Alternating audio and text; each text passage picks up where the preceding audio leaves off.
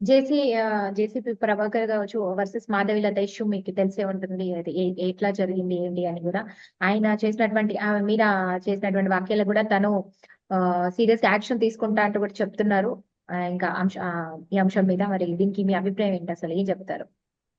రాజకీయాల్లో మహిళలు ఉన్నంత మాత్రాన ఎవరు ఏ మాటలు అన్నా, ఎవరు ఏం చేసినా పడతారు అని అనుకోవడం తప్పు. ఫస్ట్. 2, రాజకీయాల్లో ఉన్నటువంటి మహిళలు లేదా 4 గోడలు దాటి బయటకు వచ్చి ఉద్యోగాలు చేసే మహిళలందరూ కూడా తప్పుగా ఉంటారు అనుకోవడం కూడా తప్పు.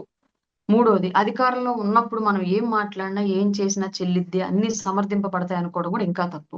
మాధవీలత గారి విషయంలో, జేసీ ప్రభాకర్ రెడ్డి గారి విషయంలో నేను పూర్తిగా ఒక మహిళకే మద్దతిస్తా. అలా మాట్లాడడం అంటే ఆవిడ క్వెషన్ చేయడం తప్పే అయిందేమో నాకు తెలీదు. కానీ ప్రతిస్పందించే తీరు మాత్రం అది కాదు. అది ఖచ్చితంగా ఖండించాల్సినటువంటి అంశం ఒక మహిళ.